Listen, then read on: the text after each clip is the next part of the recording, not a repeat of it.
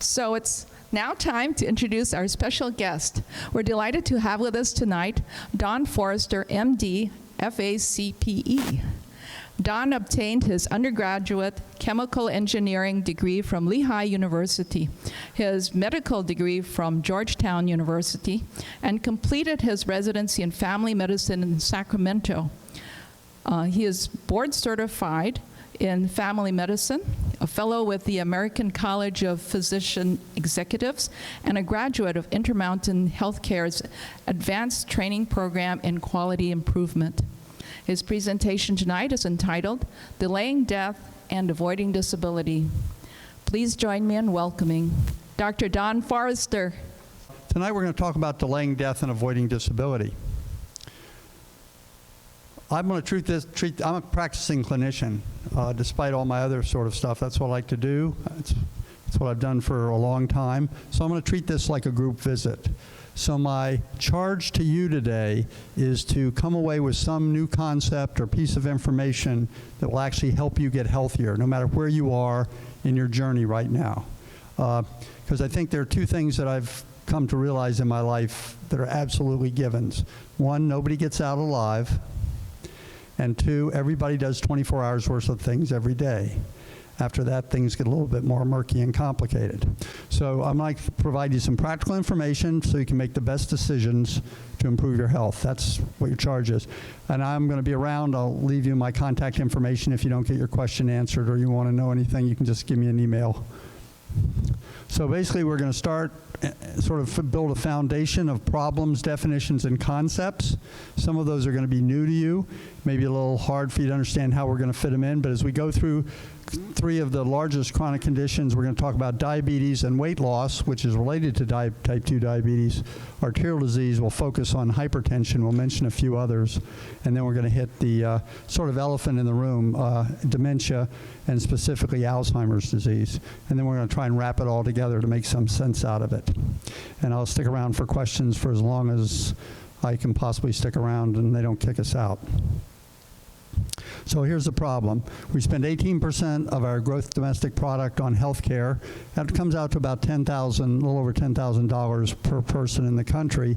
And employers who pay most of this for you, or retirement benefits, or whoever you're getting it, they're more and more shifting the cost to individuals. So it's not just something that a society bears, but it's something you're becoming much more aware of. The big problem for you as individuals that the average in this country is 62 years of good health and 14 years of poor health. And of those 14 years of poor health, 7 of those are spent in disability. So since everybody knows we're not going to get out alive, you want to sort of live a quality life without poor health or disability until the end. If you look at the causes of death in the country, these are the top 10. This data is about 6-7 years old now. There's been a little change. Alzheimer's come up a little higher. Some things are a little bit shuffled around, but the same lists are there as they've always been. Number 3 may actually surprise you a little bit, medical care. If you avoid chronic conditions, you'll avoid medical care, and if you avoid medical care, we can't do harm to you, and drugs or procedures. We're going to talk about cardiovascular disease and stroke, diabetes, and Alzheimer's disease today. Causes of disability are sort of interesting. We're going to talk about a little bit of back and spine problems, heart trouble, diabetes, and stroke. But all of these 10 conditions can be related to nutrition. And we don't have time to get into that tonight, but trust me, I'm going to give you a resource at the end. So if you have any specific interest in any of these areas of disability, you can go find out the information. Let's get started on some basic definitions. Primary prevention is not taking an aspirin after a heart attack.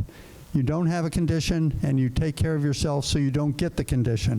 So let's say you don't have diabetes and you live your life correctly, or you're lucky enough with your genetic disposition not to get diabetes. That's primary prevention. Secondary prevention is you have diabetes and you reverse it. You actually cure it with lifestyle. Tertiary prevention is the use of drugs and procedures to control complications. My colleagues use secondary and primary prevention all the time when they talk about drugs. And we're going to focus today's talk on primary and secondary prevention, because everything you can do to do secondary prevention to a chronic condition to avoid high blood pressure, dementia, or diabetes will also do the same thing to prevent it from happening in the first place. So tonight's talk, even though I'm a licensed clinician, I do have a prescription pad. I do write prescriptions every now and then. It's very rare. I spend much more of my time taking people off drugs. Medicine could have charged off into the primary and secondary prevention, but now instead they went into the tertiary prevention. And we've done that very well. Under age 21, 25% of people are on chronic medications. Over age 65, 25% take 5 or more drugs. My former employee, the Permanente Medical Group of Northern California, actually had 25% of people over age 65 on 6 or more drugs, based on their latest data that I took off the internet a couple years ago, on all ages. So over half the population is on 1 or more chronic drugs. I want to mention just antidepressants and disability briefly. 13% of the population is on an antidepressant. Actually, it's about 17% for women and about 9% for men. It's the most prescribed psychiatric medication. As I go through these slides, I'm going to put some references up there just so I didn't have to create a handout. But since this is going to be put on the net, I would recommend that Psychiatric Drug Withdrawal, Peter Bregan's book, if you have anybody who's on a chronic psychiatric medication, or if you are being tempted to be put on one of those drugs, you can become a lot more informed of some of the problems. In countries where they did not prescribe antidepressants, like Germany for a number of years, they started prescribing antidepressants and their disability rates went up 4 times over baseline. So there is a tie from medications, and I wanted to mention this one specifically. Another excellent book is Robert Whitaker, who isn't a physician, but wrote a book called The Anatomy of an Epidemic. So those are 2 resources I'd like to make you aware of. Now, when I went to medical school, you've got to make a decision somewhere along the line about the 2nd or 3rd year of medical school. Do you want to become a medicine doc, or do you want to become a surgeon? Now, there are some conditions like dermatology and OBGYN that sort of straddle that fence, but basically, you become a surgical or a medical doctor, and I became a family medicine doc. But the surgeons have also charged off onto tertiary medicine, tertiary prevention, lots of bypass surgeries. The 27,000 deaths per year, you have to understand, they only count a death as a complication if it occurs within 30 days after it happens. John Glenn, who died of a complication from his coronary artery bypass surgery, died 3 months after his procedure from a complication, but he wouldn't be counted in those numbers. So the point is the numbers are much higher. Gastric bypass surgery, which gets very good short-term results, but not very good long-term results. I was unfortunate to make some bad decisions and drop my bike while I was cycling and got a total hip put in. So I limp around a little bit because I have limited range of motion in my hip. So surgery is important and good, but you'd like to try and keep your original parts for as long as possible, and having somebody go in and reroute your intestines so you can lose weight is not, I think, a useful thing. I'm the guy in the practice who used to see these people 2 and 3 and 4 years after the procedures and the problems they were dealing with. Crohn's disease is another condition, inflammatory bowel disease, which is largely preventable due to nutrition. So let's introduce some concepts about systems thinking. How many of you have been trained in quality improvement or have any exposure at all to that? How about complex systems? No. Okay, so we'll breeze through it fairly quickly, and trust me, I'll try and bring it back and make it all make sense to you by the end of the talk. A system is a set of things, people, cells, molecules, or whatever, that are interconnected in such a way that produces its own behavior of pattern over time. We are surrounded by systems. Systems sort of come in 2 flavors. They're complicated.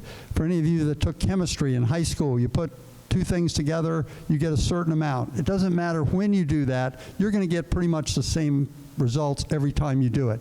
That's a complicated system. It's predictable. It's what you can use to improve the quality of automobiles coming off assembly lines. Unfortunately, so if you put an intervention into something, you're going to get a fairly set outcome. If you look at this black box, just think in terms of systems. Unfortunately, the world is surrounded and made up of complex systems. We also call them adaptive systems. This is a field of study that started off, actually it started in the 70s, but it really took off in the late 80s. The trouble with complex system is you get unanticipated and unpredictable outcomes, and you can do the same thing to the same system at different times and get different results. You may have heard about this sometimes in the literature. So this is Operation Cat Drop. In Borneo, back in the early 1950s, there was an outbreak of malaria, and the World Health Organization decided to drop a lot of DDT.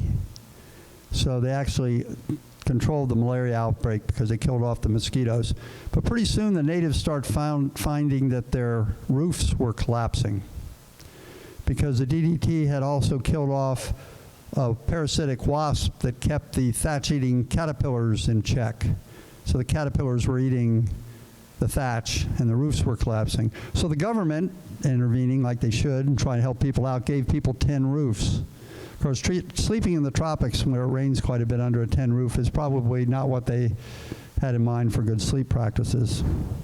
At any rate, the cats were eating the caterpillars who had DDT, and the cats were dying. And once the cats died, then there was an outbreak of rats, and they started to fear a bubonic plague outbreak because of the rats. So they had the Royal Air Force parachute in 18,000 cats in something they called Operation Cat Trap. So when you intervene in complex systems, you often get unanticipated results. The good news is if you eat correctly, most of the unanticipated results you're going to get are good ones. There are some bad ones.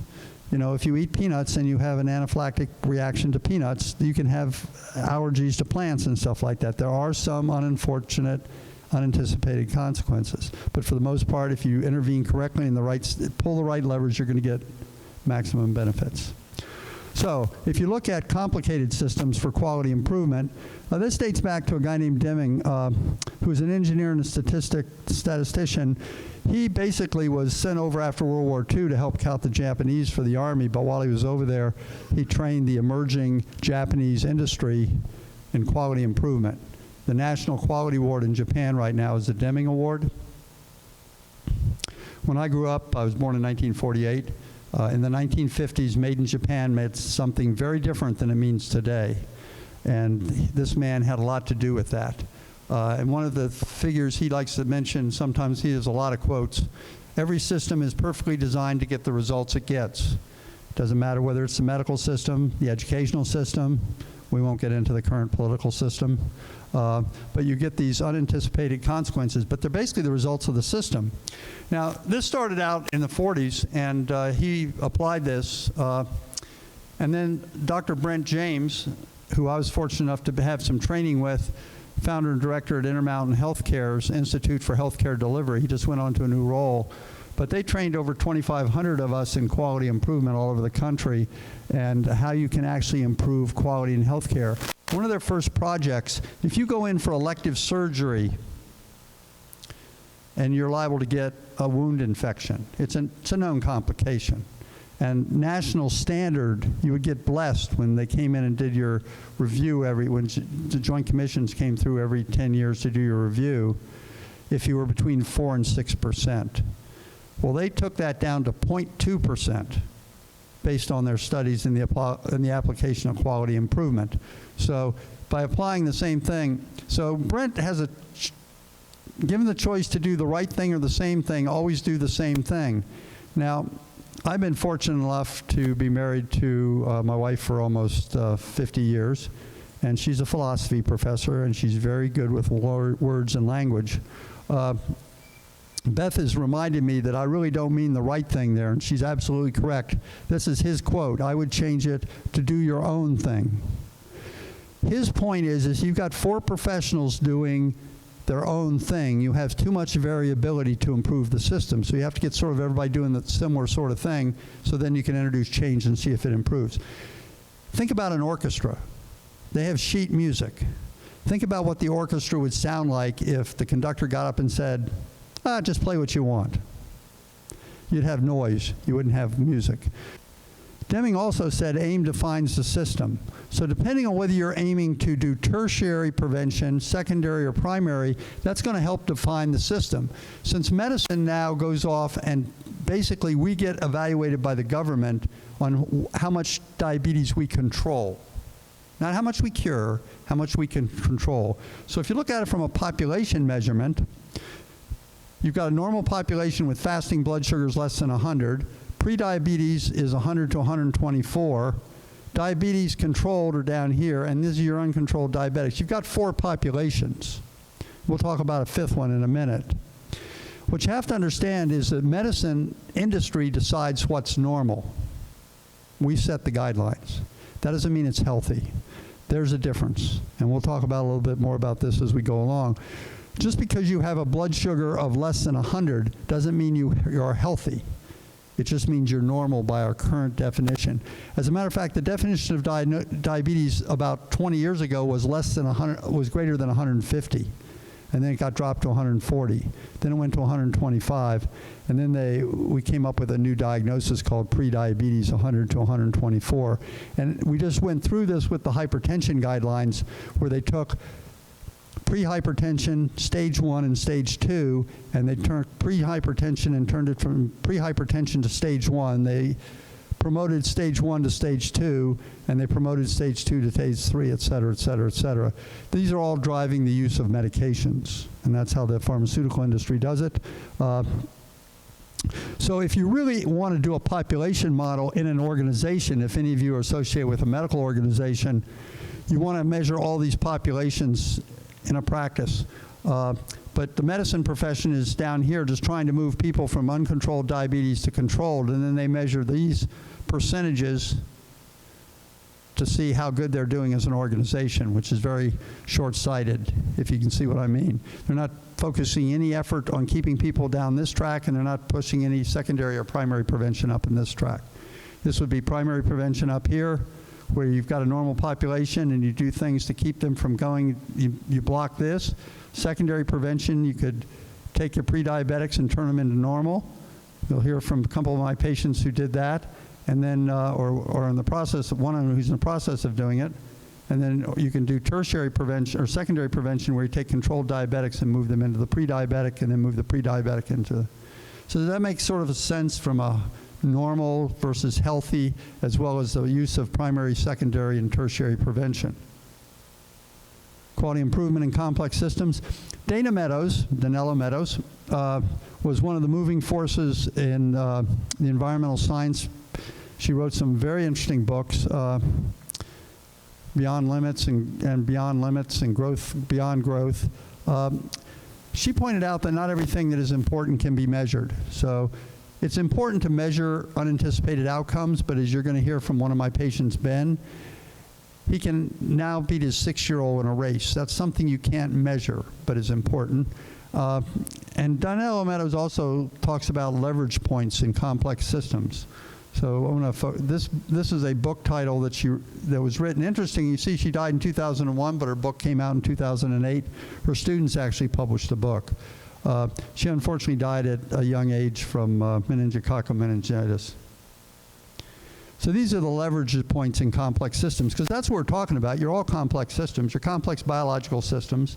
When you start throwing up the metabolic pathways that we've discovered for humans and the information we've discovered for humans, you understand how complex it is.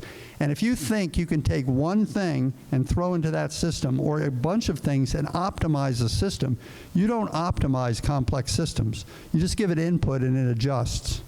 So when people talk about the optimal diet or something like that, you've got to think in terms of what they're talking about as far as their outcomes, and you don't really optimize systems.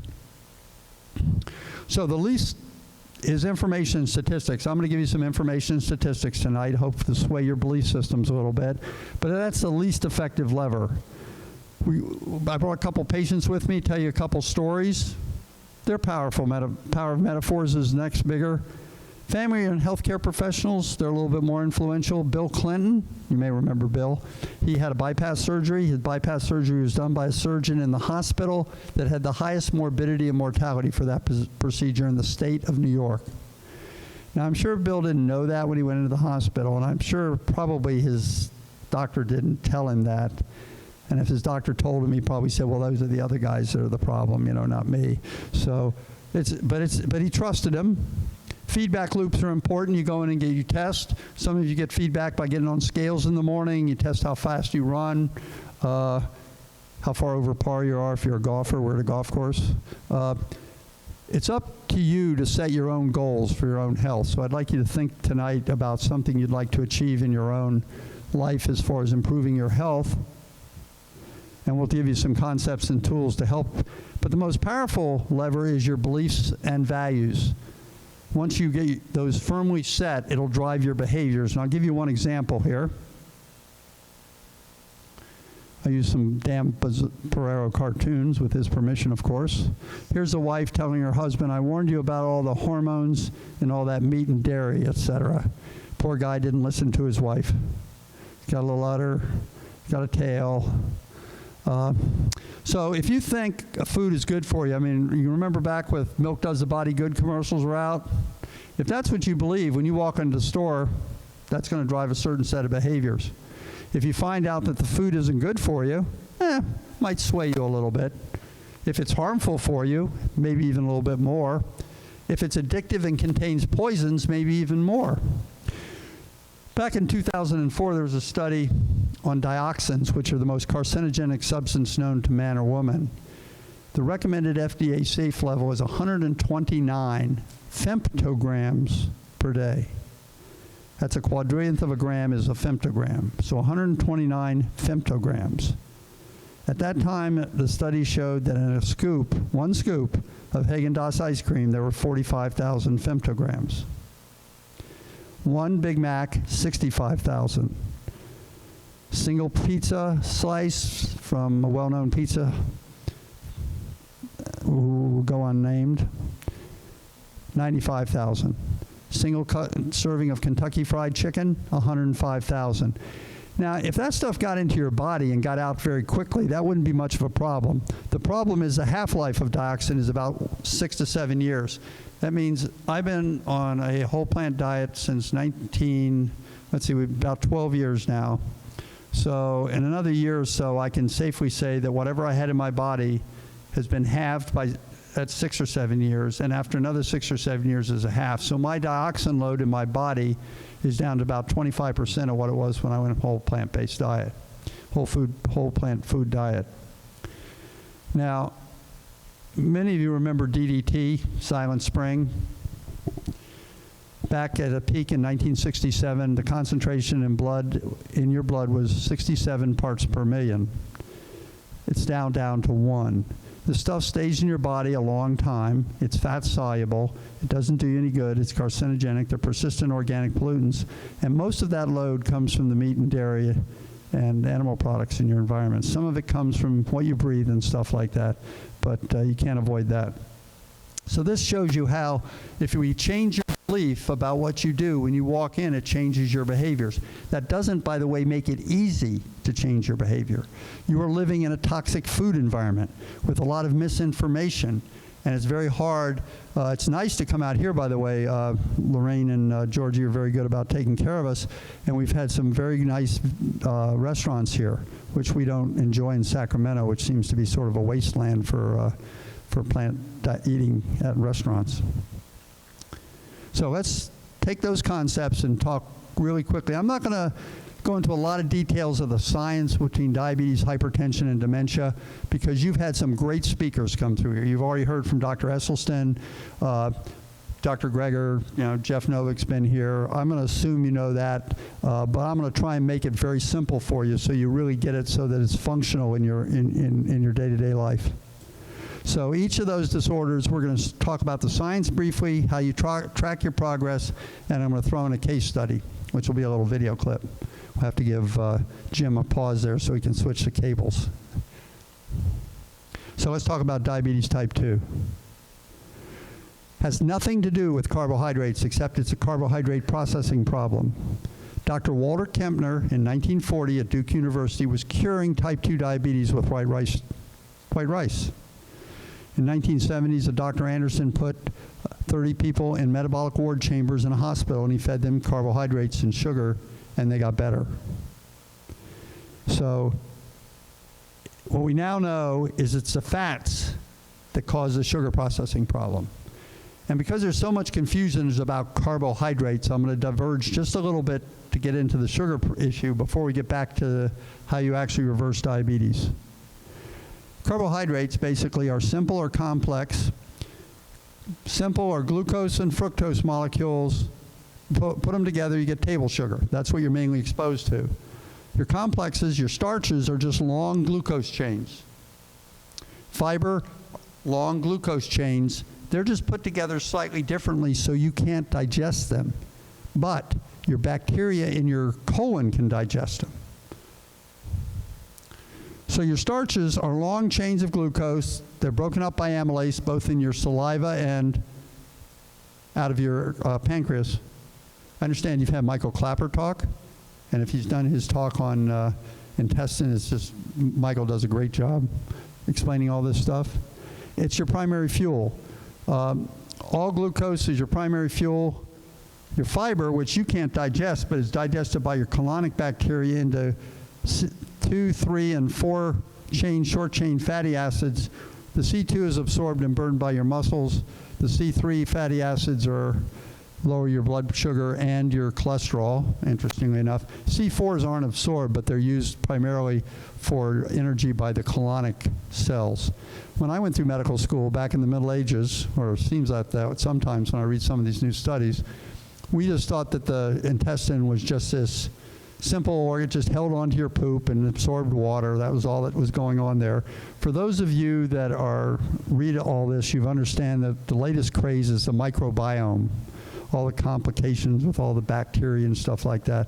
Dr. Campbell, Colin Campbell, who wrote a great book called The China Study, which is what got myself and my wife to go on a whole plant diet back when I was 58, a number of years ago. I just turned 70.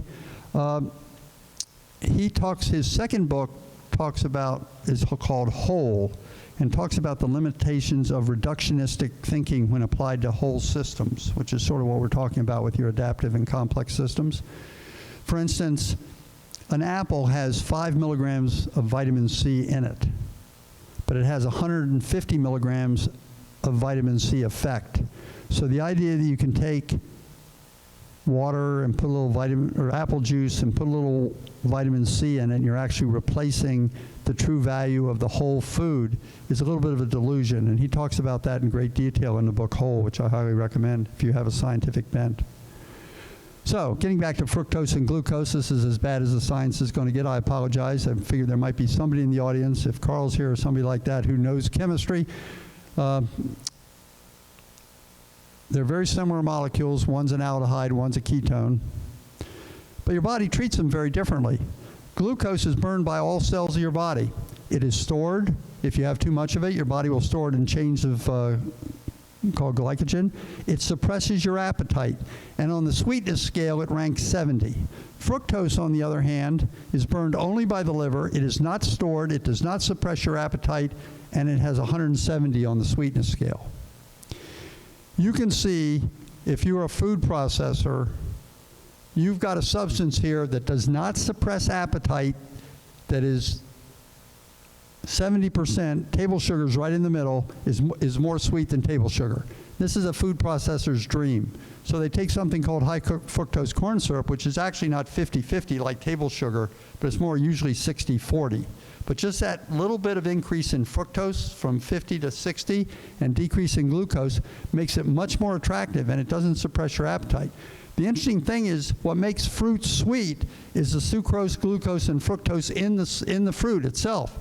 But because of the phytochemicals in the fruit, and the fiber is good for you too, but the phytochemicals slow the absorption of these substances, so your body has better chance to deal with it.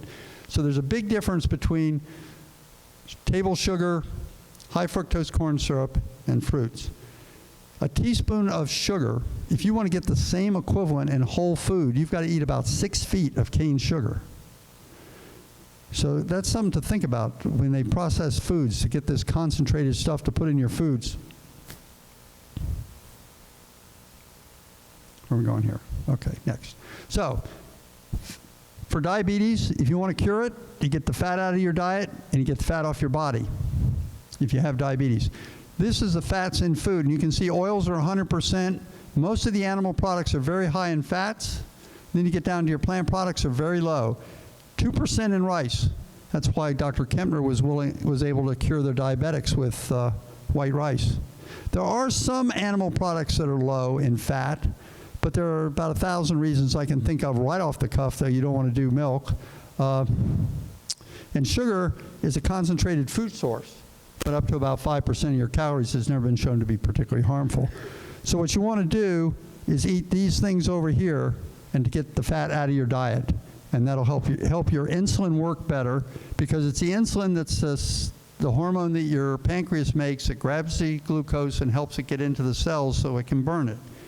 The problem with type 2 diabetes is your insulin, you make enough insulin, but it doesn't work as well. You have insulin resistance, and it's caused by the fats in your diet. So when I work for the McDougall program and see corporate patients twice a year, when they come in on diabetic medicine, the first thing we do on day one is we take them off almost all their medications, or they get too low. Some people will come on fairly high amounts of insulin, will drop it in half or something like that, because you can, if you're type 2 diabetic long enough, you can actually burn your pancreas out. You don't make as much insulin anymore, and you might actually need a little long-acting insulin. So to keep it simple, you get fat out of your diet, and you achieve a healthy body weight, because if you don't have a healthy body weight, you're actually spilling fat into your bloodstream and circulating it constantly. So what we find at McDougall program, when we take people in and we get the fat out of their diet, because they don't eat any fat there basically, they're just given buffets of breakfast, lunch, and dinner, told to eat as much as they want, but they don't use any oils in the cooking. So we can get the fat out of their diet, so they get fairly quick in 8 days, but let me tell you, if you put 20 or 40 pounds on that you don't want, you don't get it off in 1 week. You know, that's for true. We're going to talk about that in a minute. So the other thing to consider, now if you get the fat out of your diet, you're going to avoid saturated fats, but the reason I put saturated fats in there is because that's coconut oils and palm date oils, and some of the processed vegan food like ice creams and things like that have a lot of saturated fat in it. Actually, coconut oil has more saturated fat than butter in it does. These are, if you want to know a little bit more about the science behind these 3 statements, I've put the nutritionfacts.org videos. I'm fortunate enough to know Michael Greger and work on his board. One of the only problems I have with the website is if you go and Google, if you go look up dairy, all of a sudden you're looking at 90 videos. Well, which are the most relevant? For this particular condition, these are the 3 videos that I like the best. So you can go look those up. Measuring success. This gets into feedback loops.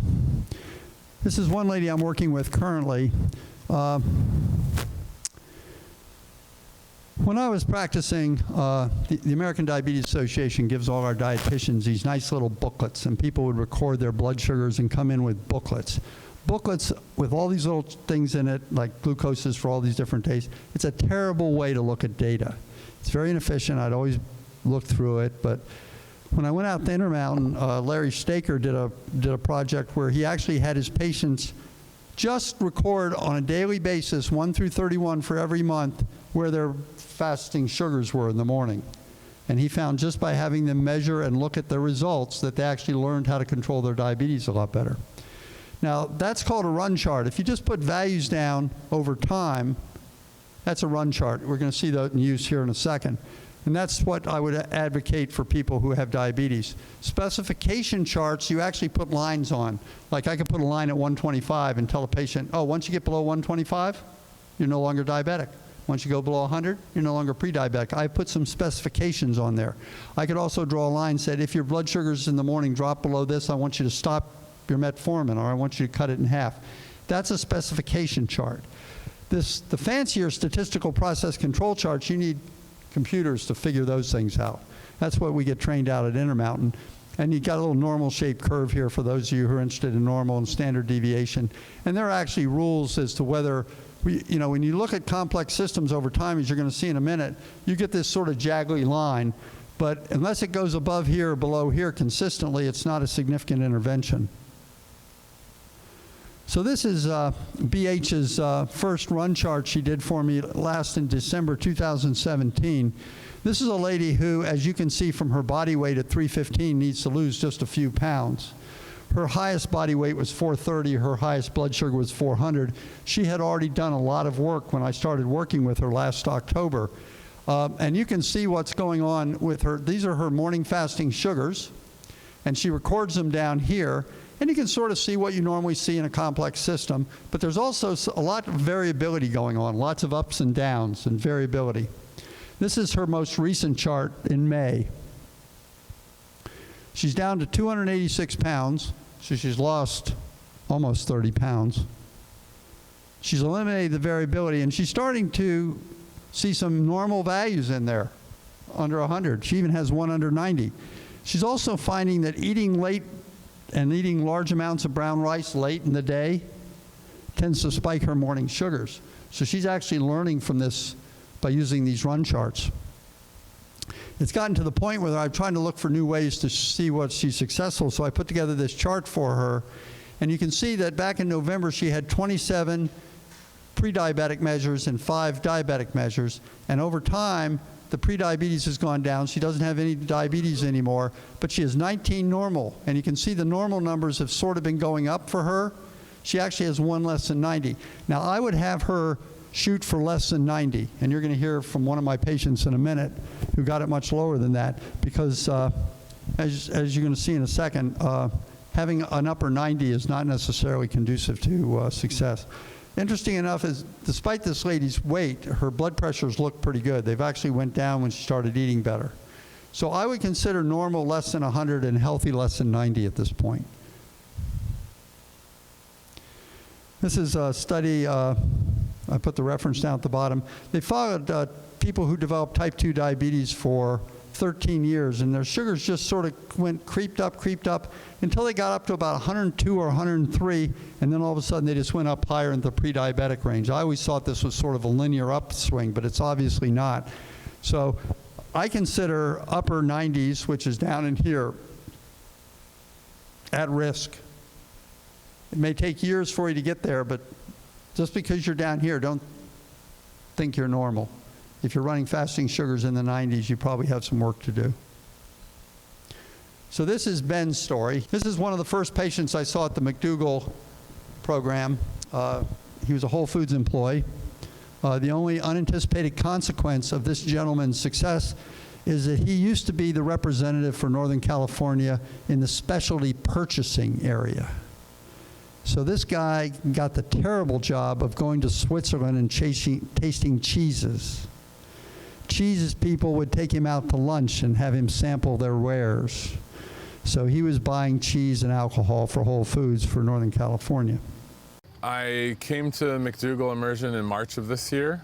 When I got here, I type 2 diabetes, high blood pressure, really high cholesterol, was on 2 different diabetes medications, Libitum for my cholesterol and lisinopril for high blood pressure. I lost a couple pounds while I was here, and in the last 7 months or so since, I've lost about 62 pounds. Completely reversed the diabetes. My waking blood sugars are generally around 75, 80 every day. I stopped taking measurements after 3 months of those readings. My life's completely changed. I have tons of energy. I feel fantastic. I can finally beat my 6-year-old in a race, which is a nice thing. Ben was successful at losing weight. So how do you do that? You know, when I first started with Permanente, we didn't have a lot of personal physicians, and then somebody thought it'd be a good idea if everybody had a personal physician, and then somebody else, probably up in the administration somewhere, thought, gee, it would be nice if we had people bring in their lists for their personal physicians so they could take care of their lists. So I had people coming in with lists, and somewhere on the list was often I'd like to lose a few pounds. And I was working up in Sacramento with the Permanent Team Medical Group, and John McDougall was working down in Santa Rosa and having success, but I didn't know what the McDougall diet was or the program. It was just buried in all this other types of diet that were coming out. But we've learned a lot. We used to think when I was in medical school that fat cells just held on to energy. We now know that they have over 100 receptors on their surface, and they put out over 200 substances to communicate with other cells in the body. This is a very complex system. Fortunately, we know how to have people lose weight at this point, and it has to do with the concept of calorie density, which I was introduced to by my colleague and friend Jeff Novick. Basically, it's the calories of food per pound. If you look at the scientific literature, it's calories per gram, but nobody knows in this country what a gram is. You don't buy food in grams. Back when President Nixon was in office, they said that we were going to actually convert to the metric system. Of course, that was the same president that declared war on foreign oil, and that worked out just about as well. So calorie density, basically, if it's got a whole food, it doesn't have a label. When they process food, usually they take water out, they take fiber out, and they add more calorie-dense substances. So if you look at calorie density by food groups and you want to lose weight, this is probably the most important slide of the evening. Vegetables are 100 calories per pound on average. If I lock any of you in a room and feed you nothing but vegetables, you're going to starve to death. Humans eat about 3 to 5 pounds of food a day on average. It's, for everybody in this room, you eat about the same weight of food every day. One of you may eat 3 pounds. One of you may know somebody that eats 5 pounds a day. My wife grew up with two sisters, and she wasn't used to being around men and how much men eat. But she's constantly looking at me and saying, I don't believe how much you eat. Well, my sister actually eats about what I do, and so we were, I think, trained at an early age. But anyway, vegetables are 100, fruits are 300, your potatoes, sweet potatoes, rice, corn's actually a little lower, or 500, your beans are 600, your meat sources are 1,000. These are averages. A baked chicken breast can run from about 750 up into about 1,700 for salmon. Refined carbohydrates are your bread products. Sugar, and we'll talk about that in a second. Junk food, the bars, nuts, and oils, all oils. Leading source of calories for women in the country since 1980 is salad oil. Nice salads, but they put oil on it, 4,000 calories per pound. If you look at foods, just for average, a couple messages. You take regular apples and you dry them. Dried fruit has high calorie density because you've taken the water out, so it goes to 1,100. Russet potatoes are great food. They took 2 people in the late 1920s and put them on potatoes for an entire year. Their main problem was they lost too much weight. More recently, Spud Fitt, who is a guy down in Australia, ate nothing but potatoes for about 2.5 years now. He travels and talks, and he's got people all over the country that bring him potatoes, and he lost 150 pounds in the first year, and his depression went away. However, if you take the russet potato and you dip it in oil and turn it into a French fry, you have the most consumed vegetable in the country. You take a potato and put it in oil, that is no longer a potato. That is a French fry. Pasta, on the other hand, is a processed carbohydrate that's fairly dense, but when you eat pasta, what do you do to it before you eat it? You put water back in it, so the calorie density goes way down. So that's why pasta works. Sugar and cheese are about 1,800. But sugar's not the boogeyman. I mean, you know, everybody's looking to point the finger to do this or do that. It has to be taken within the context. Potato chips, 2,400. So if you look at the standard American diet, what people are consuming in this country, back in 1970, this gives you the dairy, fruits, vegetables. And actually, if you look at what happened between 1970 and 2008, everything has gone up. The only thing that went down is vegetables. And most of the fruits that went up were dried fruits, so they were calorie dense. And the average calorie intake went from about 2,000 to about 2,600. It's not surprising why we have a lot of people walking around with a weight problem.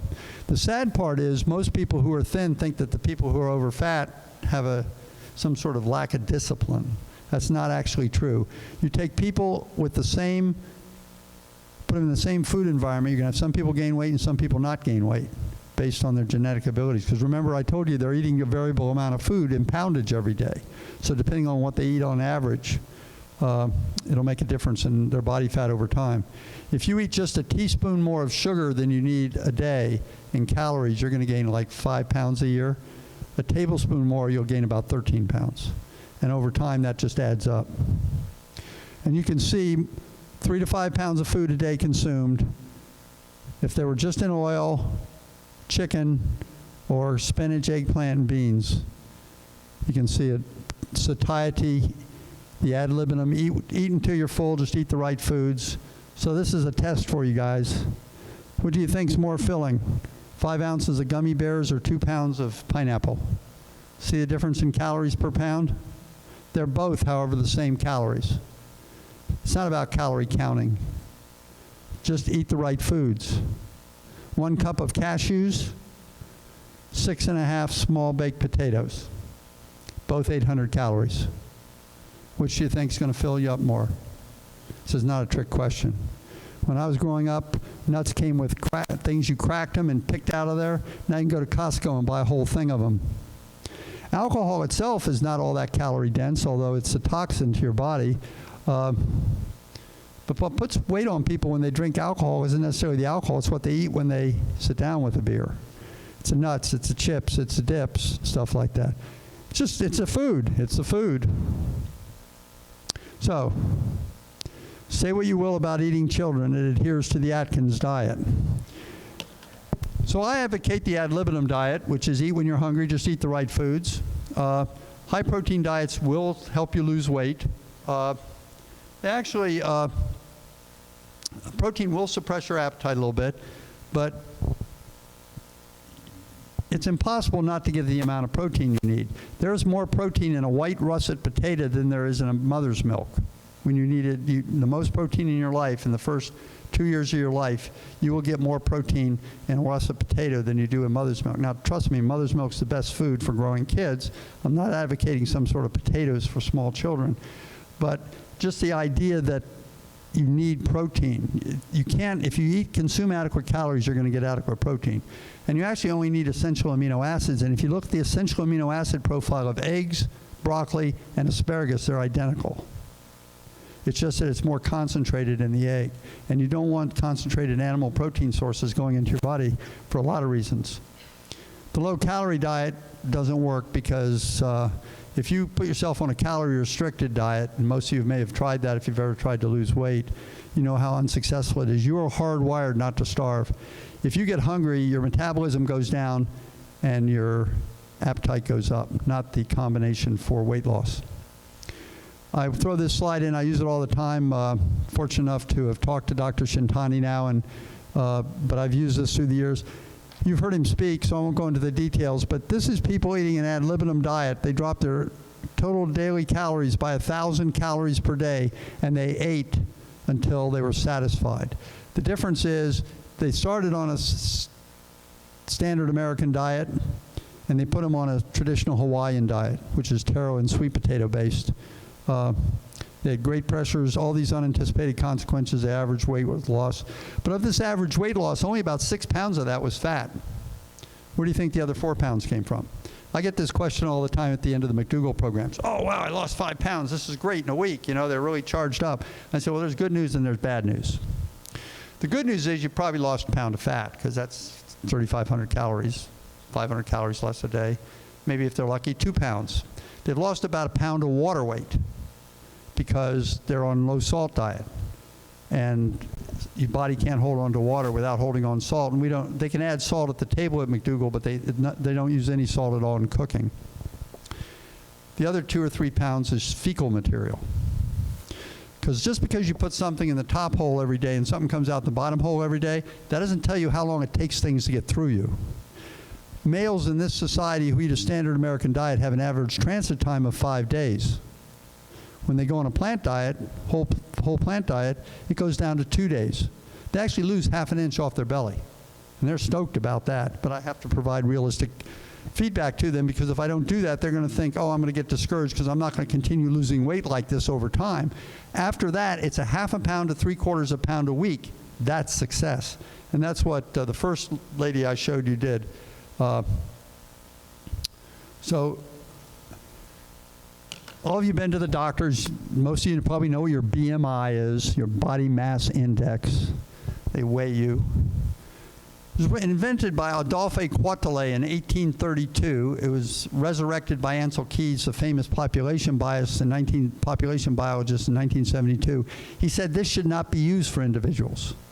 It's great for populations. It is the single predictor for the use of healthcare and cost of healthcare, BMI. But another study by Romero and Carroll showed that it miscalculates 50% of adult obesity. And that's these muscular guys that I see walking around down here carrying surfboards. They've got no body fat on them, but if you put them on a height-weight table, they're probably going to come out as being overweight. But they're not overweight. The other are the category that I'm starting to fall into, which is I don't have the muscle mass I used to, and I've got some body fat, so I'm called, the formal term, sarcopenic obesity, but now you're going to start hearing normal weight obesity. These are older people who are thin but have no muscle mass on them. So they have a high % body fat. So people say, well, how do I get my body fat measured? I said, look, there are some fancy techniques for that. There aren't a lot of normals, but my favorite measurement for that is the full-length mirror. After you get out of the shower in the morning, just take a look. If there's things hanging around you don't like, don't worry about your body fat, just get to work, okay? Losing the fat and getting some muscle back. This is a slide which is interesting. So the back x-rays, I get lateral back x-rays and you start seeing narrow discs on people. Anybody notice that as people get older in the country, they lose height? Most of that occurs because their discs are narrow. I used to say, gee, that's wear and tear. You've been walking around in the upright position. Not so. They did the study in the Scandinavia, and they found that the people who had the narrow discs had blocked middle lumbar arteries from cholesterol, which is due to overeating cholesterol and arterial disease. The nutrition to these disc spaces is by diffusion. These blood supplies go directly to your vertebral body. So basically, if you're losing height, it's probably because you've had modified arterial flow to your lumbar area. So it's actually a nutritional disease. I found that to be very interesting. So what I want you to think of yourself as an experiment of one. There's a lot of individual variation in the population. So what to eat and what to do, caution with your medications. I've already mentioned if you start doing this diet and you're on blood pressure, diabetic medicine, you got to work with your docs to get off it. Eat whole plant foods. You want to maintain fitness, which means different things for different people, but it's basically aerobic, flexibility, strength, balance and stability. Vitamin B12, you have to get that from supplement or taking foods like soy milk or something like that that have a little B12 added because that comes from bacteria. Don't smoke, lean body weight, and avoid the toxins. So here's the snowman getting the advice from the doctor. Lose some weight, quit smoking, move around more, and eat the carrot.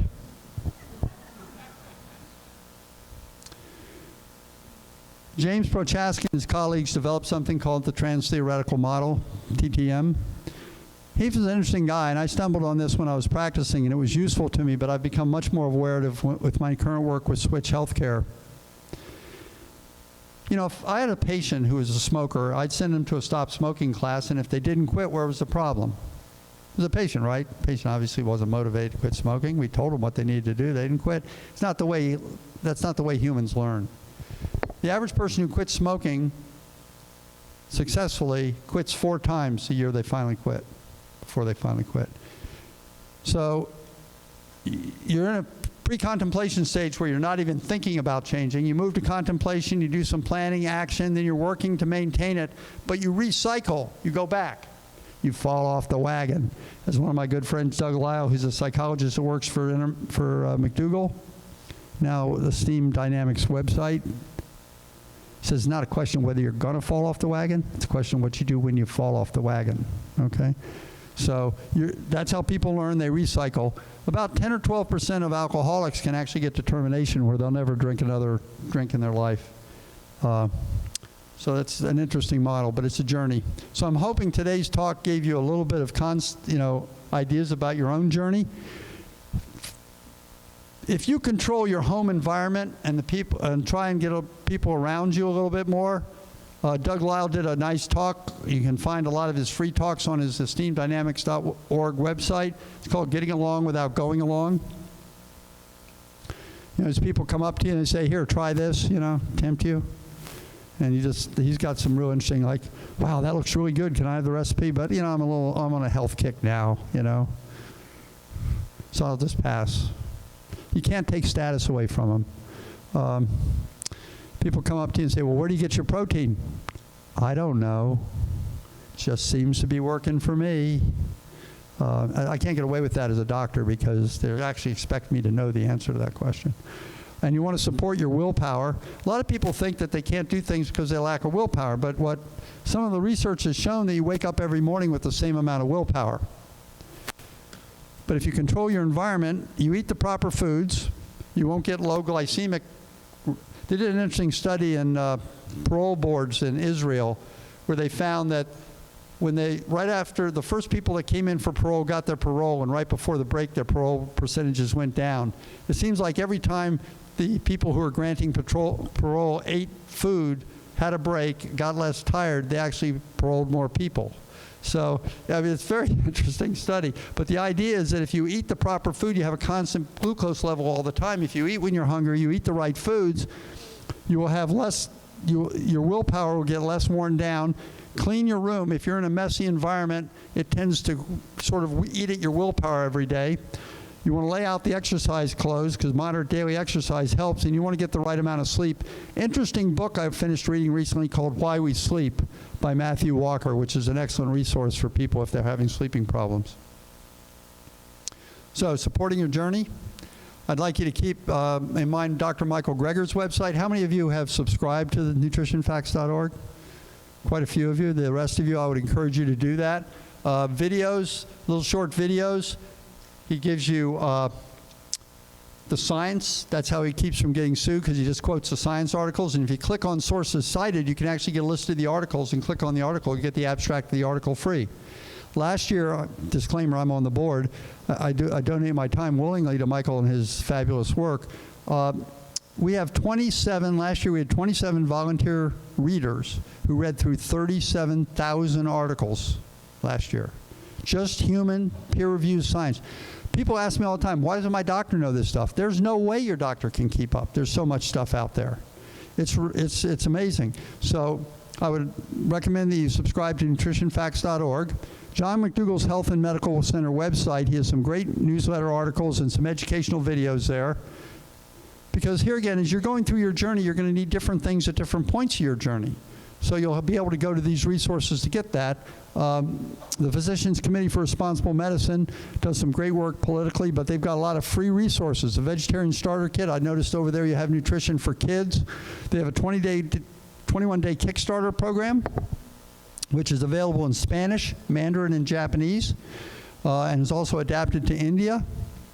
And you can actually go in their CME presentations for those of you who are interested in seeing the science. I'm speaking there in August this year, and they videotape the presentations, and you can actually get free CME units there for 2 years after each of the talks through George Washington University Medical School.